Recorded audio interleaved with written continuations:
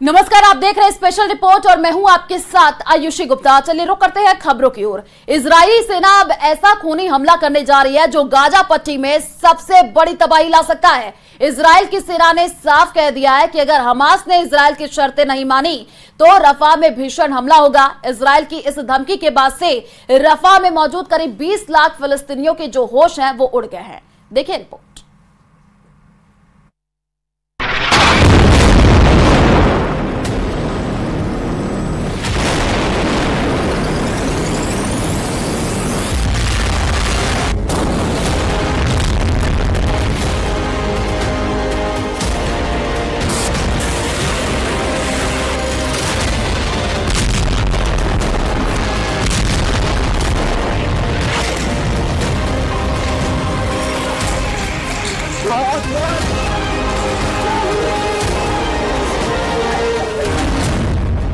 दो 200 दिन बाद आईडीएफ का ऑपरेशन सर्वनाश। 7 अक्टूबर 2023 के बाद से पूरा मिडिल ईस्ट जंग की आग में धधक रहा है। पीएम नेतन्याहू ने 200 दिन के युद्ध के बाद अब गाजा और रफा में ऐसा ऑपरेशन शुरू कर दिया है जो हमास के अंत के बाद ही रुकेगा। हैरानी की बात तो यह है कि अब गाजा युद्ध में 35,000 के करीब फिलिस्तीनी मारे जा चुके हैं। तमाम अंतर्राष्ट्रीय दबावों के बावजूद इजरायल के टॉप कमांडर गाजा पट्टी के दक्षिणी शहर रफा में जंग और तेज करने पर आमादा है। आप इसी से अंदाजा लगा सकते हैं इजरायल ने हमास का पूरी तरह से सफाया करने के लिए बहुत बड़ी तैयारी कर ली है।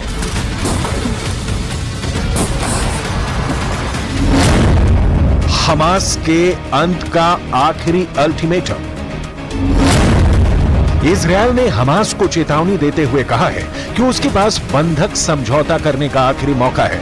अगर हमास समझौते पर सहमत नहीं होता है तो फिर उसकी सेना रफा शहर पर हमला कर देगी। इधर मिस्र ने चेतावनी दी है कि अगर इजरायल ने खूनी हमले शुरू किए तो यह पूरे मिडिल ईस्ट के लिए बेहद खतरनाक साबित होगा। इजरायल ने मिस्र पर दबाव डाला है कि वो हमास को तुरंत समझौते के लिए तैयार करे, वरना 20 लाख की आबादी वाले रफा शहर में इजरायल अंधाधुंध हमले शुरू कर देगा। שחרור החטופים הוא בעדיפות ראשונה מבחינתנו, החטופות והחטופים, ואם תהיה אפשרות לעסקה, אנחנו נעשה עסקה. אם תהיה עסקה, אנחנו נעשה פעולה, חד וחלק. אנחנו נעשה כל מה שניתן כדי להחזיר את החטופות והחטופים, מבלי לפגוע בהישגי המלחמה, שחיילים הקריבו את עצמם, ונפלו חלל, ונפצעו, והמילואים, וכל העם התגייס. כלומר, כל מה שאפשר. 7 अक्टूबर के बाद सबसे बड़ा युद्ध। इधर हमास के लड़ाके अभी भी इजरायली सेना पर गाजा पट्टी और रफा के इलाके से हमले करने में जुटे हैं। सुरंगों का नेटवर्क अभी भी मौजूद है जहां से हमास के लड़ाके हमले कर रहे हैं। अब सवाल उठता है कि 200 दिन की जंग के बाद भी हमास अभी तक इजरायल के सामने घुटने क्यों नहीं टेक रहा है। इसके पीछे हैं हमास के वो नेता जो आखिरी सांस तक इजरायल से जंग करने पर आमादा है। हमास के जिंदा 4 टॉप कमांडरों की वजह से गाजा युद्ध लगातार 200 दिन से चल रहा है। हमास का शीर्ष नेता इस्माइल हानिया है जो अभी तक जिंदा है। दूसरे नंबर पर याया सिनवार है जिसे खान यूनुस का कसाई कहा जाता है, जो सुरंग युद्ध में बेहद माहिर है, वो भी अभी तक जिंदा है। तीसरे नंबर पर मोहम्मद देईफ है जो हमास आंदोलन की सैन्य शाखा ईज अल दीन अल कसम ब्रिगेड का चीफ है और अभी तक जिंदा है। और चौथा है हमास का नेता खालिद मेशाल जो हमास की विदेश में राजनीतिक ब्यूरो का प्रमुख है, जो जिंदा है। यही वजह है कि अब इजरायली सेना इन टॉप कमांडर्स को मारना चाहती है, लेकिन दिक्कत यह है कि हमास चीफ हानिया कतर में छिपा बैठा है, जबकि सिनवार मिस्र से सटे रफा की सुरंगों में आबादी वाले इलाकों में छिपा बैठा है। इजरायल इसलिए बार बार कह रहा है कि रफा में हम ऑपरेशन करने जा रहे हैं। इजरायल दिसंबर 2023 तक गाजा पट्टी में 29,000 से ज्यादा बम बरसा चुका है, जिसमें गाजा पट्टी में मौजूद 70% से ज्यादा इमारतें पूरी तरह से तबाह हो चुकी हैं। कुछ दावों के मुताबिक हमास की 80% सुरंगें इजरायल की भयानक बमबारी में तबाह हो चुकी हैं, लेकिन रफा में मौजूद हमास की सुरंगों को तबाह करना इजरायल के लिए बहुत बड़ा सिरदर्द है, क्योंकि सुरंगें ठीक घनी आबादी के नीचे हैं। अगर यहां पर इजरायल 3-3 हजार किलो के बम गिराता है तो यहां पर हजारों लोग मारे जाएंगे। जरा इस एनिमेशन से समझिए कि क्यों रफा में इजरायल ऑपरेशन को खूनी युद्ध कहा जा रहा है। गाजा पट्टी के दक्षिणी शहर रफा में इजरायल बड़ा ऑपरेशन करने जा रहा है, जिसकी वजह से 23 लाख की आबादी वाले इस इलाके में भयानक खून खराबा होगा। यहाँ हमास के लड़ाकों से ज्यादा आम इंसान मारे जाएंगे। अभी एक हफ्ते पहले रफा में हुए इजरायली हवाई हमले में 22 लोग मारे गए थे, जिसमें से 18 बच्चे और महिलाएं थी। इसीलिए कहा जा रहा है कि अब रफा में दुनिया वो खूनी मंजर देखने जा रही है जिसकी कल्पना करना भी मुश्किल है।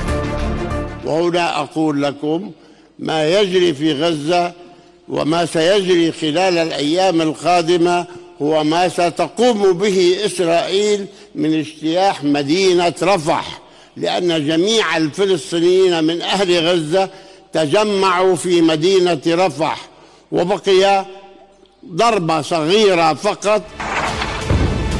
जनवरी के मध्य में प्रधानमंत्री बेंजामिन नेतन्याहू ने दावा किया कि इजरायल ने गाजा में हमास की 2/3 लड़ाकू रेजिमेंटों को तबाह कर दिया है, लेकिन उन्होंने मारे गए लड़ाकों का कोई आंकड़ा नहीं दिया। हालांकि युद्ध से पहले आईडीएफ के एक अनुमान में गाजा में हमास के लड़ाकों की संख्या करीब 30,000 बताई गई थी। टाइम्स ऑफ इजरायल ने 19 फरवरी 2024 को आईडीएफ के हवाले से खबर दी कि हमास के 12,000 लड़ाके मारे गए थे। युद्ध के शुरू होने के बाद के आंकड़े बताते हैं कि गाजा पट्टी में मारे गए लोगों में कम से कम 70% महिलाएं और बच्चे हैं। والنقطة الثالثة هي أننا لن نقبل بأي حال من الأحوال تهجير الفلسطينيين سواء من غزة أو من الضفة خارج إطار وطنهم، ويجب أن يبقوا في وطنهم، ويجب أن لا تتكرر مأساة ونكبة عام 1000। पश्चिम की एक मीडिया रिपोर्ट के मुताबिक एक शीर्ष इजरायली अधिकारी ने कहा कि मिस्र पर समझौते के लिए दबाव डालने को तैयार है, लेकिन इजरायल की ओर से रफा में आगे बढ़ने के इरादे गंभीर हैं। इजरायली अधिकारी ने कहा कि इजरायल हमास द्वारा किसी भी देरी के लिए सहमत नहीं होगा। इजरायल की सेना ने रफा शहर के करीब दर्जनों टैंक और बख्तरबंद वाहन जमा कर दिए हैं। इधर मिस्र ने चेतावनी दी है कि रफा के हमले में मानवीय स्थिति के साथ साथ क्षेत्रीय शांति और सुरक्षा पर विनाशकारी परिणाम हो सकते हैं। हमास ने इससे पहले कहा था कि वो स्थायी युद्ध विराम और इजरायली सैनिकों की पूर्ण वापसी की अपनी मांगों से पीछे नहीं हटेगा। इस मांग को इजरायल ने खारिज किया, क्योंकि हमास नेता याह्या सिनवार बंधकों को मानव ढाल के रूप में इस्तेमाल कर रहे हैं, जिनके बारे में माना जाता है कि वो एक सुरंग नेटवर्क में छिपे हुए हैं। सूत्र ने बताया कि इजरायली सेना के रफा में जाने से पहले हमास के लिए ये आखिरी मौका है। वो या तो डील को मानेंगे या फिर उनको रफा में हमला देखना होगा। इजरायल का कहना है कि 7 अक्टूबर को अपहृत 129 बंधक अब भी कैद में हैं। गाजा के 20 लाख से ज्यादा लोगों ने भागने के बाद यहाँ शरण दे रखी है। इजरायल काफी समय से इस बात पर जोर दे रहा है कि वो मिस्र की सीमा से लगे शहर रफा पर जमीनी हमला करेगा, क्योंकि हमास की आखिरी बटालियन यहीं पर छिपी हुई है। ऐसा दावा किया जा रहा है। अब देखना होगा कि क्या इजरायल रफा में आखिरी हमला करके हमास का पूरी तरह से सफाया कर देगा या फिर रफा पर हमला पूरे मिडल ईस्ट को खूनी जंग में झोंक देगा।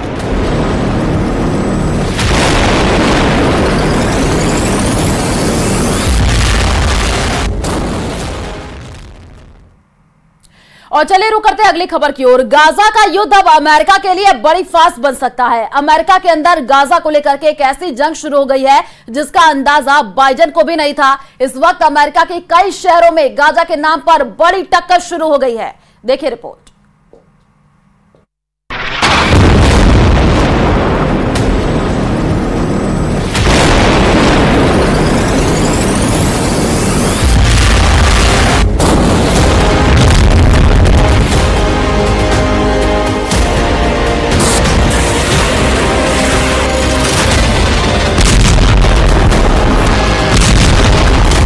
इजरायल का बम गाजा में फटता है,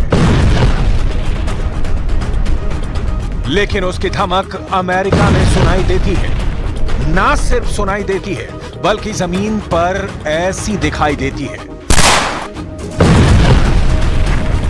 अब एक नए युद्ध के जरिए गाजा में सीज फायर की लड़ाई हो रही है। सीज फायर यानी युद्ध बंद हो, बाइडेन पर प्रेशर हो कि वो इजरायल पर दबाव डालें और नेतन्याहू बमबारी बंद करें। अब इसे लेकर एक बड़ी जंग दुनिया के कई हिस्सों में शुरू हो चुकी है।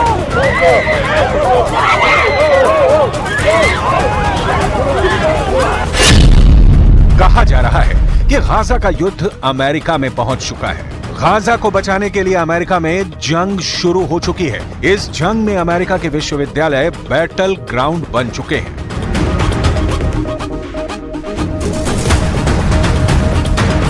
अमेरिका के कई शहरों में अलग अलग विश्वविद्यालयों के सैकड़ों स्टूडेंट गिरफ्तार हो चुके हैं। हथकड़ियां लगाकर सबको हिरासत में लिया जा रहा है। सड़कों और चौराहों पर प्रदर्शन हो रहे हैं।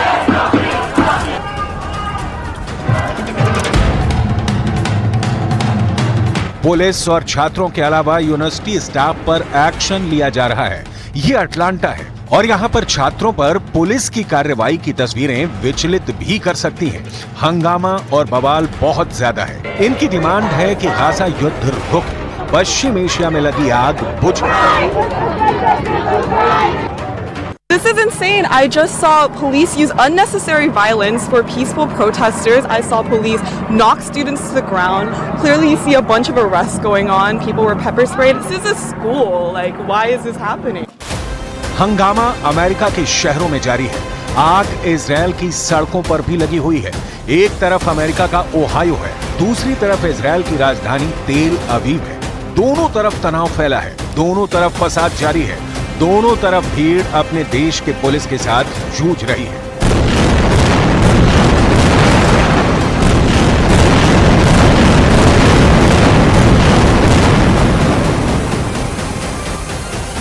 इनकी डिमांड क्या है, इसे समझने के लिए 7 अक्टूबर 2023 के बाद से गाजा पर हुई बमबारी और तबाही को समझिए।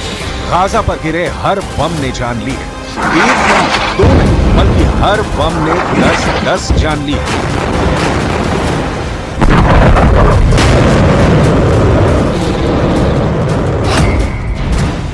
तो हमास के कब्जे में फंसे इजरायली नागरिकों के वीडियो ने बेचैनी फैला दी है। इन तस्वीरों को देखकर पूरी दुनिया पूछ रही है कि इजरायल और हमास के बीच सीज फायर कब होगा? गाजा पर बमबारी कब तक जारी रहेगी? हमास के कब्जे से इजरायली नागरिक कब तक रिहा होंगे?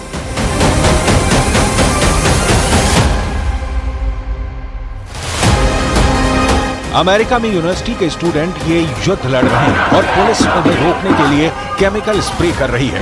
कुछ पर टेजर गन चलाई जा रही है, यानी करंट वाली पिस्तौल। लेकिन अमेरिका में बाइडेन के खिलाफ यह विरोध रुकने का नाम नहीं ले रहा। अमेरिका के बॉस्टन में नॉर्थहैम्पटन यूनिवर्सिटी के छात्रों ने कैंप लगाकर गाजा के समर्थन में प्रदर्शन किया तो करीब 100 लोग हिरासत में लिए गए।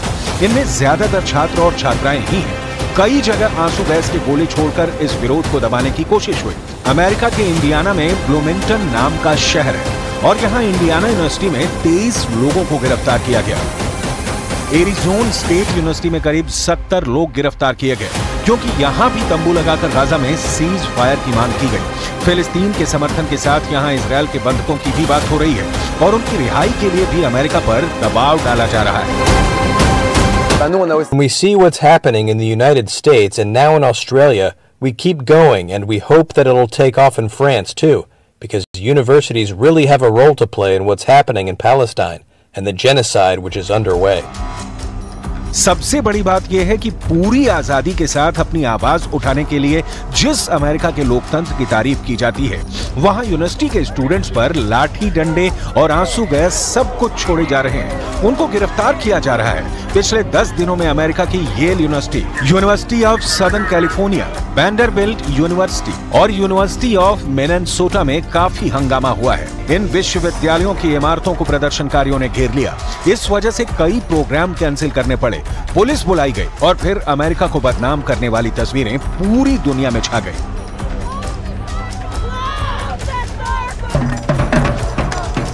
न्यूयॉर्क की कोलंबिया यूनिवर्सिटी में भी ऐसा ही प्रदर्शन हुआ और यहाँ 100 से ज्यादा लोगों को गिरफ्तार किया गया। And when students here in CUNY or in Columbia, whenever they're standing up and opposing the state of Israel, we are saying very good. It's not anti-Semitic. It should be it should be accepted in the world that when you are doing a crime to the people of Gaza, that it's unjust and their voices should be accepted, not they should be vilified and accused of anti-Semitism.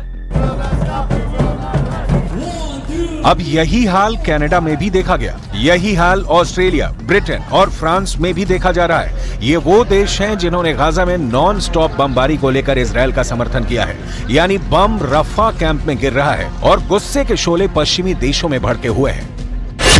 Demand 3 है, Gaza पर बमबारी बंद हो, cease fire हो और बंधकों को छुड़ाया जाए। इस वक्त हमास के कब्जे में इजरायल के कई बंधक हैं, जिनको छुड़ाने के लिए इजरायल की सरकार पर भी प्रेशर बनाया जा रहा है। 200 दिनों से भी ज्यादा वक्त से बंधक बने केत सीगल और ओमरी मेरान का वीडियो हमास ने जारी किया है। יש לי זיכרונות מאוד מאוד יפים מפסח בשנה שעברה, שחגגנו כולנו ביחד, ואני מאוד מקווה שתהיה לנו לכולנו הפתעה. הכי טובה שיכולה להיות. משפחתי היקרה, אני מתגעגע לכולכם. אבא, אחיי, אחותי, לישי אהובתי, רוני ואלמה, בנותיי היקרות. इन दोनों बंधकों की वीडियो के अलावा पहले भी हमास की तरफ से वीडियो आते रहे हैं और इजरायल में इसे लेकर गुस्सा बहुत ज्यादा है। तेल अवीव में मेन हाईवे को ब्लॉक किया जाना आम बात हो गई है। मुद्दा सिर्फ एक है, बंधकों को वापस लाने की डिमांड तेज हो रही है। 7 अक्टूबर को हुए हमास के हमले में इजरायल के 1200 लोगों की मौत हुई थी। करीब 250 इजरायली नागरिकों को बंधक बना लिया गया था। इसके जवाब में इजरायल ने गाजा पर लगातार बमबारी की, जिसमें करीब 35,000 लोगों की मौत हो चुकी है, जिसमें महिलाओं और बच्चों की तादाद ज्यादा है। हजारों लाशें अब भी मलबे में दबी हुई हैं। सवाल है कि गाजा में बचे आखिरी इलाके रफा पर लगातार बमबारी के बीच इजरायल अब क्या चाहता है? אם תהיה עסקה, אנחנו נעשה פעולה, חד וחלק. אנחנו נעשה כל מה שניתן כדי להחזיר את החטופות והחטופים. לאן אנחנו יותר קרובים רגע, מבלי לפגוע בהישגי המלחמה, שחיילים הקריבו את עצמם, ונפלו חלל, ונפצעו, והמילואים, וכל העם התגייס. כלומר, כל מה שאפשר. गाजा के रफा से आया ये वीडियो देखिए। गाजा का ये रिफ्यूजी कैंप एक बड़ा मैसेज दे रहा है। मौत और खून खराबे के बीच यहाँ बच्चों का कोई खेल चल रहा है। जिस गाजा की आबादी करीब 20 लाख थी, वहाँ 85% लोगों का घर तबाह हो चुका है। लोग अब दक्षिणी गाजा में एक छोटे से हिस्से में रहने को मजबूर है। कोई तंबुओं में रह रहा है तो कोई बमबारी से तैयार हुए खंडहरों के बीच सिर छुपाने को मजबूर है। और चलिए रुक करते हैं अगली खबर की ओर। रूस ने यूक्रेन पर एक ही रात 34 मिसाइलों से हमला कर दिया। पुतिन की फौज ने यूक्रेन के 4 पावर प्लांटों को तबाह किया है। पुतिन का यह गुस्सा यूक्रेन की एक मिसाइल को लेकर के भड़का है, जो उसे अमेरिका ने ही सप्लाई की थी। देखिए रिपोर्ट।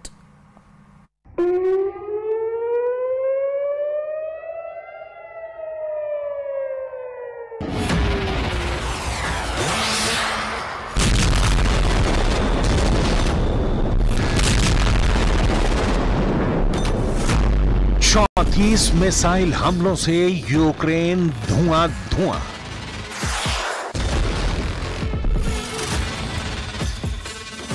रूस का यूक्रेन पर बहुत बड़ा अटैक।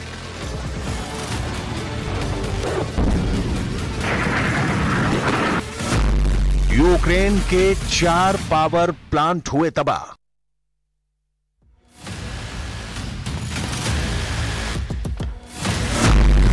ये पुतिन का क्रोध है। यूक्रेन से आई बर्बादी की ये तस्वीरें ही बताने के लिए काफी हैं कि पुतिन किस कदर गुस्से में है। इसीलिए पुतिन ने एक बार फिर अपने तोपखाने का मुंह खोल दिया है। पुतिन की मिसाइलें गरज रही हैं। पुतिन की मिसाइलों ने यूक्रेन में त्राहिमाम मचा कर रख दिया है। इसीलिए 1 नहीं, 2 नहीं, 3, 4, 5 नहीं, बल्कि एक ही रात में पुतिन ने 34 मिसाइलों का रुख यूक्रेन की ओर मोड़ दिया। यह हमला इतना बड़ा था कि यूक्रेन को पहली बार में तो समझ में ही नहीं आया कि मुकाबला करें या इस हमले से बचें। जब तक यूक्रेन के फौजी कुछ फैसला ले पाते, तब तक मिसाइलों ने यूक्रेनी ठिकानों को तबाह कर दिया था। हालांकि रूस के हमले के बाद यूक्रेन की सेना ने यह दावा किया कि उन्होंने रूस की 21 मिसाइलों को नष्ट कर दिया। सिर्फ 13 मिसाइलें ही यूक्रेनी ठिकानों को निशाना बना पाई। हमले के बाद पावर सप्लाई से जुड़ी यूक्रेन की कंपनी DTEK ने कहा कि रूसी हमले में ऊर्जा संयंत्रों में कई लोग घायल हुए हैं। दक्षिण पूर्वी नीप्रापेट्रोव्स्क इलाके में 2 पावर सप्लाई प्लांट प्रभावित हुए हैं। पश्चिमी लीव और इवानो फ्रैंकोविस्क इलाकों में भी हमलों की खबर है। यूक्रेन के दूसरे सबसे बड़े शहर खार्किव में मिसाइल हमलों में एक मनोरोग अस्पताल क्षतिग्रस्त हो गया, जिसमें एक व्यक्ति घायल हो गया। घटनास्थल की तस्वीरों में अस्पताल के पास एक बड़ा गड्ढा और गलियारों में शरण लेते मरीज दिखाई दे रहे हैं। इलाके के गवर्नर ओले सिनुहुबो ने रूसी हमले की पुष्टि के साथ ही ये भी कहा कि हमले में 53 साल की एक महिला को चोट लगी है, जिसका इलाज जारी है। І ракет для хаймарсів до необхідної ППО і техніки. यूक्रेन का रूस पर जवाबी हमला।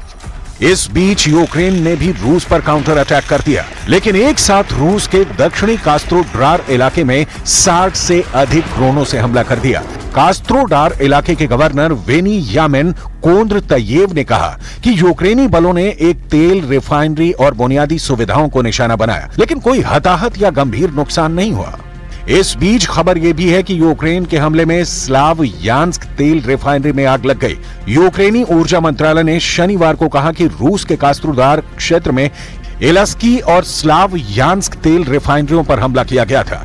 यूक्रेनी ड्रोन ने रात को कुश्चेवस्क सैन्य हवाई क्षेत्र को भी निशाना बनाया, लेकिन रूस का दावा है कि यूक्रेन के ज्यादातर ड्रोन को रूस की वायु रक्षा